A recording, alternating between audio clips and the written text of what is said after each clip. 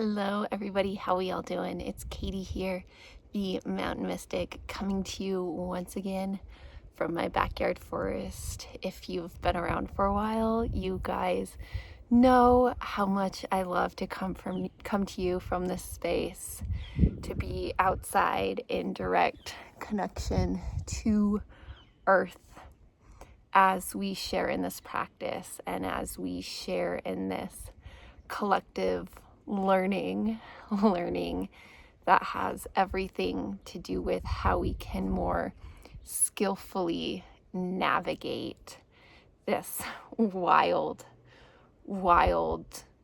chaotic world that we have found ourselves in.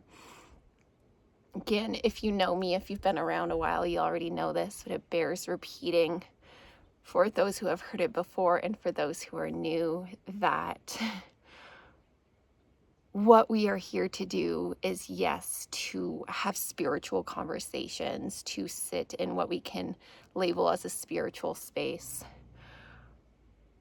More than this, what we are here to do is ground and to embody, to be embodied, to know ourselves as embodied. There is such a powerful reason for why I do what I do, and it has everything to do with this desire to resolve the hurt that I see in this world, a hurt, a harm that has been manifesting for hundreds, for thousands of years because of, we call it, religions or spiritualities that teach disembodiment, that teach these paths to somewhere higher, to somewhere more important than what is here and now. And again, I've called myself the Mountain Mystic, right? I am all about ascension journeys. I am all about that journey to get somewhere higher, more beautiful. And at the same time, can we ground ever more fully, ever more deeply, ever more skillfully into our embodied present experience that is here, that is now, that is living, that is breathing, that is unfolding here on planet Earth, as the individual sovereign beings that we are, and as the collective web of life that we are all one part of. So that's what we're doing here. As always, a reminder for those who have been around for a while. Maybe this is new to some of you, but that's what we're doing here. And today what I want to do is I'm holding this intention because I don't know if we can get there, but I think we can, to get into what is really crunchy territory that has to do with navigating this chaotic, wild, dark world we have found ourselves in. It's the year 2025. As astrologers speak to, this is the year where all planets change signs. So if you're into astrology, there's one little nugget. If you're not, take it if you want to, ignore it if you don't care about astrology. But this piece that 2025 is this year where all the planets change signs. It's this, shall I call it, a turning over, like Earth herself. There feels like this turning over into something new. And it's not just happening this year, it's been building.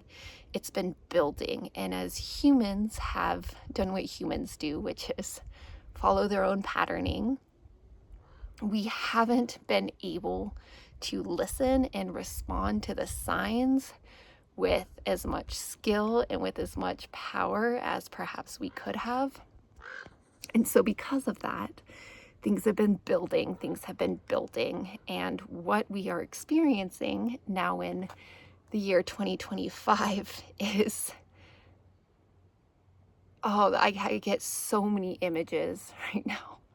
But I'll share with you guys my favorite one. The image I keep getting for what is happening right now is just this ginormous zit coming to a head. That's the image. I also get the image of a volcano erupting. It's that pressure that's been building as humanity has kept things pushed down. There is so much in this world that is constantly asking for our attention, that is asking for our knowing, that is asking for our action so that we can change that which is misaligned. And this is something that our current humanity just isn't good at. We have other narratives that we care about. We have narratives, whether that's narratives that have been taught to us in religions. Maybe it's narratives that have taught, like I speak to, growing up in the world of science and engineering and tech. And while I honor so much that's in that space, what I was taught was this ascension narrative that is core to what I see in the tech industry, which is another space that has its own agendas. And it's agendas that do not hold the collective, what is highest for the collective, what is highest for our planet, for the whole web of life, and for our own individual best interests. Speaking soul deep, fulfillment deep, not ego level there, right? Taking a deep breath. I told you we're going into big, crunchy territory. And with that, let's do what we do here. And let's, I know there's much more to be shared on this topic, but before we get there, let's shift more fully into our embodiment practice. Maybe you've done this with me before, maybe you haven't. Maybe you've been watching these videos and you've been listening to me talk, but you haven't been doing these practices. I know I was someone that was so guilty of this for so long. Like, I'd read these Buddhist texts and yogic texts, was studying all these traditions, and all these traditions were sharing all these words of wisdom. And me as, as a scientist back then, so I was doing all I could to be in my head and take in the information. But then when they offered practices, I was resistant to them. I just wouldn't do them. And, there's a long reason why that is. So maybe you're one of those people, maybe not. Regardless, do this practice with me today. It's so simple, but it's powerful. It is life-changing. It is world-changing if enough of us can start to do this consistently. And it's simple. It's simple. Starting with your breath. Down in your body. We can breathe in this way that's up in our head, in through your nose, out through your mouth. But I'm asking you to breathe deeper. Breathing deeper down into your body. Feeling into the physical 3-dimensional expansion of your rib cage. Letting yourself be filled with breath. Just letting your inhale be full and flow right on naturally into your exhale. There's no stressing, there's no straining, there's no forcing the biggest breath you can. We're looking for full breaths. We're looking for ease-filled breaths. Breathing into your chest, your rib cage, then letting your inhale flow right into the exhale. With each breath, holding the invitation to go a little bit deeper. Maybe you breathe your next breath all the way down into your abdomen. If that feels good and grounding, nourishing and supportive for you. But holding this intention with each breath, breathing deeper into your body. Holding this intention for grounding, supportive, nourishing breaths. Breathing into self, connecting with self, the whole self that you are is this beautiful, embodied being that you are.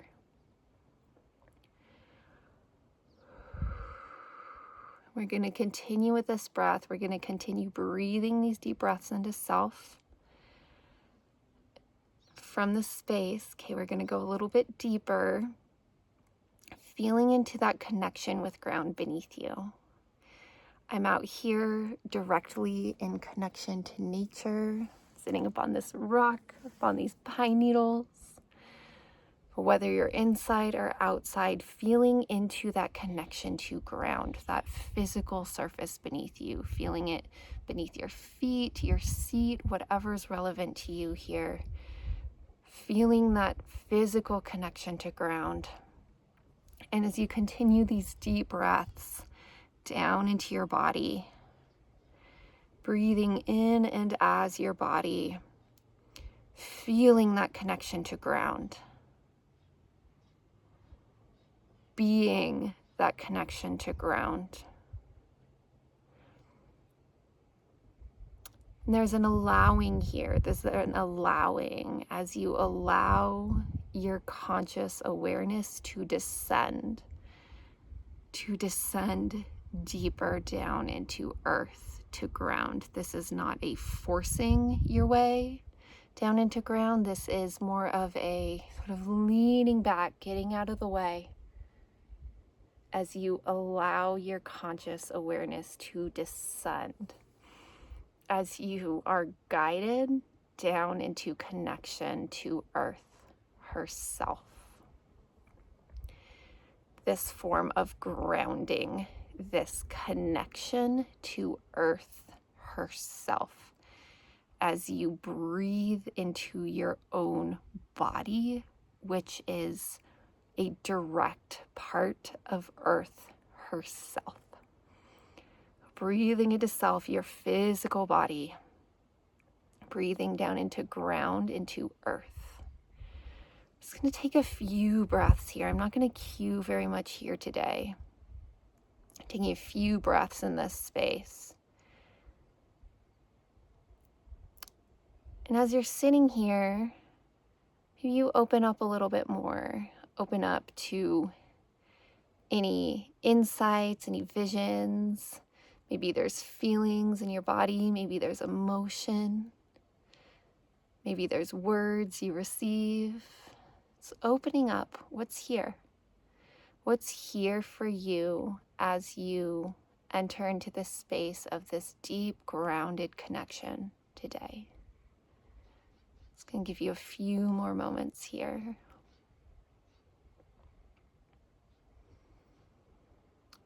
Feeling free to hit that pause button if you want to hang out here longer. But for now, as a group, we're going to take our time to using your breath here, breathing back more fully into your body, slowly with care, coming back up into your body.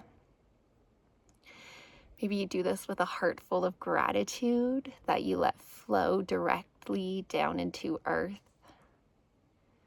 Let the Earth know your gratitude for all that she does for you, maybe for all that she did with this practice, whether you're conscious of it or not. Breathing into self again, finding those breaths that bring you into the physical nature of your body, feeling into the three-dimensional expansion of your rib cage, maybe your belly. From the space, what we're going to do is one more step. So continuing, as I keep cueing you, continuing to take those breaths into your body. One more step. So we just went down into Earth, into the depths. Now what we're going to do is we're going to bring our consciousness upwards. If you're into the chakras, you can think about going into your upper chakras, but that's not important here. Really what's important is this intention to bring your awareness upwards, up into your crown, up into that connection with that which is higher. I'm here outside, so for me, my favorite practice is to connect with that blue sky above, that sun radiating down upon me. We're holding that connection, that intention to connect with that which is higher, more expansive than that which lives and is known within our own constrained individual egoic selves, is what we're doing here. If you want to keep it simple, it's a simple intention to open up. If you want to keep it simple, it's a simple intention to connect to something higher. If you want to keep it simple, it's a simple intention to connect to the sky, the sun above. Opening up as you continue these deep grounding breaths into your body. Remembering this deep connection to ground. And again, if you want more time here, feel free to hit that pause button, but I'm going to bring us now back together. So ending this practice by breathing back more fully into your body. Once again, those grounding breaths bringing you into the physical nature of your body. This does not sever the connection that you just created above. This does not sever the connection that we had just created below. This is about moving forward from a more grounded, connected, opened, and aligned place. This is what we're doing. And as we do this, we're going to move into the second half of this conversation, right? This conversation that has everything to do with how we navigate through this life. Because I'm going to tell you guys, as I get on Facebook and I have this habit of scrolling through Facebook, for better or for worse. It's probably for worse, but I continue to do it because I want to witness what's unfolding in our world. And what I witness is an enormous wave of unskillful action. An enormous wave of unskillful action. This is what, is one way we can speak to someone being spiritually asleep. Someone who is, shall we say, closed off to this sort of practice that we just did. Grounded, connected into something that is more than our own patterned egoic selves. But what we're witnessing, right? What we're witnessing is a world of people who are run by their patterned egoic selves. And when that happens, what happens is that we are not in conscious control of our lives. We are not co-creating in the highest way that we can be. What happens is that we are moved, we are swayed, we are the ones that are the pawns that are being moved by those who are intentional. And in this case, what's happening in 2025, especially in my part of the world, is there are people who are being very intentional, but are not aligned, are not connected to earth, are not connected to the web of life. They may say they're connected to divine, but they are not. Because the divine, because love does not work this way. We can witness it and we can know it. It is plain and obvious for, I think, most of us to see. But the question, right, and this is why we did this grounding practice, just because I feel myself getting fiery, but that's okay. That's helpful, that's skillful in some moments, to let yourself feel that fire, to feel that outrage over what is happening in the world, over what has been happening in the world for hundreds, for thousands of years. Let that fire build in you. Feel it, be with it. If you do, I highly, highly encourage you to do so after you have done some grounding. And when you feel that fire rising up, which I am totally, like, that's totally happening in me right now as I speak to the world. And this is a skill to develop. I'm going to name this the ability to know when that fire is rising too strongly, when that fire is, shall we say, overtaking you in your skillful, intentional ability to be present and to act with skill in the world. So let's do this little practice. Let's do this little practice. And if you're not feeling that fire, I don't know, maybe lean into something that does invoke that fire in you. If you're here, if you're listening to my videos, I know at this point you're on the same page, right? You're on the same wavelength as me as I'm speaking to what's unfolding here. So I bet there's, something that's pretty quick and easy for you to be able to, turn your attention to just a little bit. That creates that fire within you. You can feel it. You can feel it start to build. And I really feel it start to build. It like rises up from my lower chakras up into my heart. And this is a technique. This is a technique that I actually learned in my yoga therapy training. I learned this as pitta balancing is what is called in yoga therapy. Pitta being a fiery element.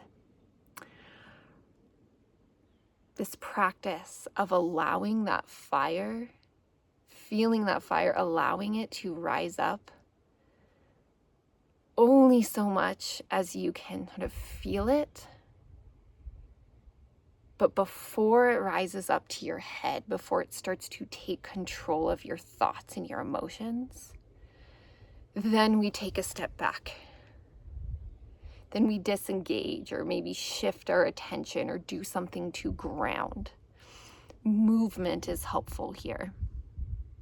This ability to let that fire rise up just a little bit, just enough so that you can feel it and know it, be present with it, but not so much that it starts to take over your head, your thoughts, your emotions.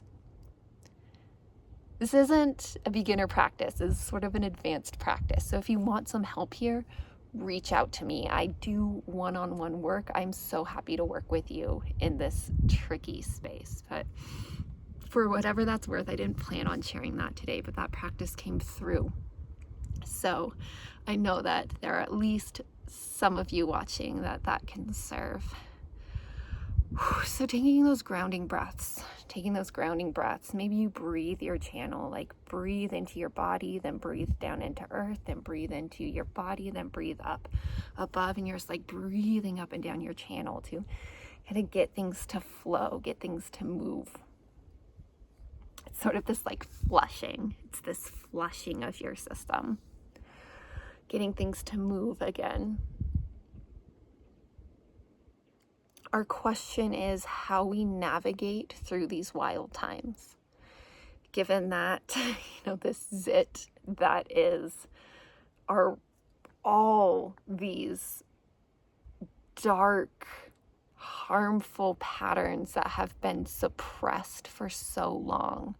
We haven't been able to talk about it. We have to bury it.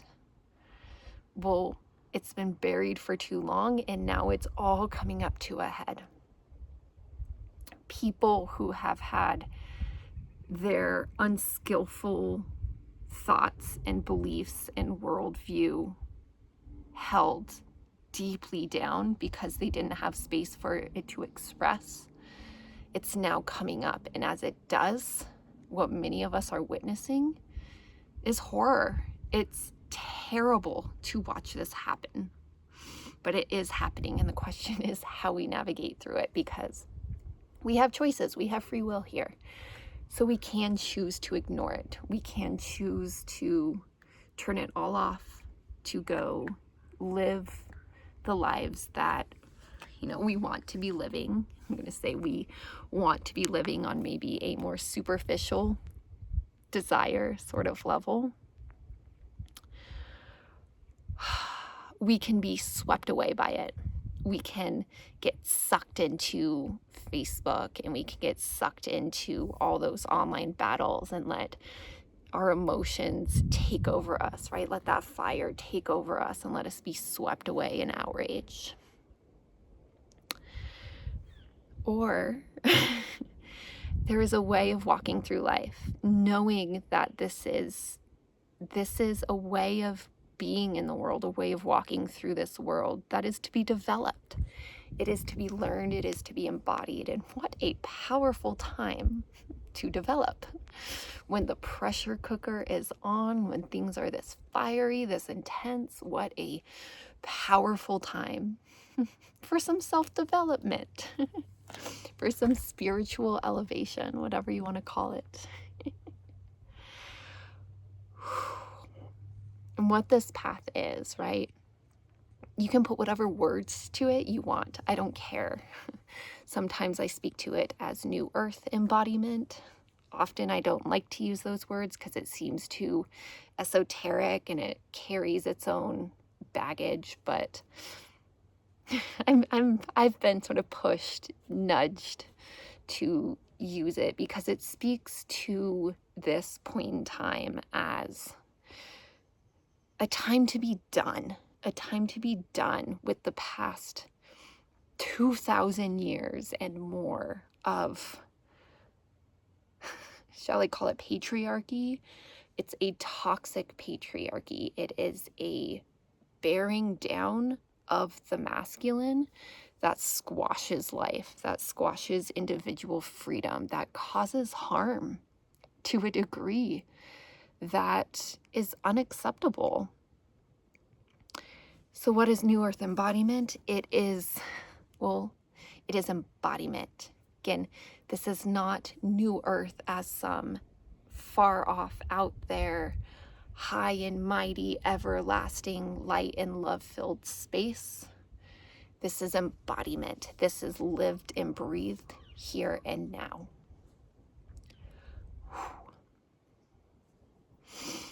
It's New Earth. It is Earth. It is Earth herself waking up. I'm talking about this all over the place right now, you guys. Earth is waking up. She is doing all she can to be loud, to show us that the path forward is not building a rocket ship to Mars to get off this planet. It is not playing some religious game perfectly so that you can buy your ticket to heaven to get out of this place. It is being here. It is learning and knowing because you witness it, you see it, you feel it, you experience it, that whatever divine is up there is just as present here. We can live it, we can breathe it, we can be it, we can share in it, here and now. Again, you can be on the same page as me, call it New Earth embodiment, you can call it whatever you want. Feeling the energy flowing, you guys. I'm feeling it. I'm feeling it. I just got back from 2 weeks in the Azores. It's these Portuguese islands, in the middle of the Atlantic. And it was 2 weeks that I was able to kind of take myself away from it all.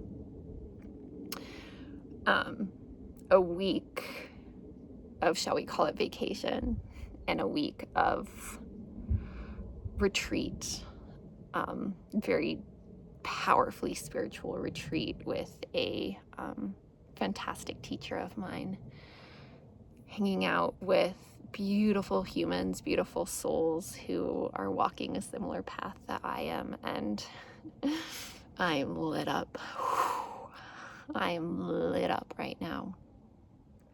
And there's a lot that I want to share, that wants to be shared, and I think wants to be shared at a level that I've been, shall I say, holding back from. It's an asking of, they say, stepping more fully into my earth priestess self, you know, owning the fact that I am formally, you know, trained and titled as a priestess, and, you know, kind of owning that space, teaching from that space. It's a crunchy space for me.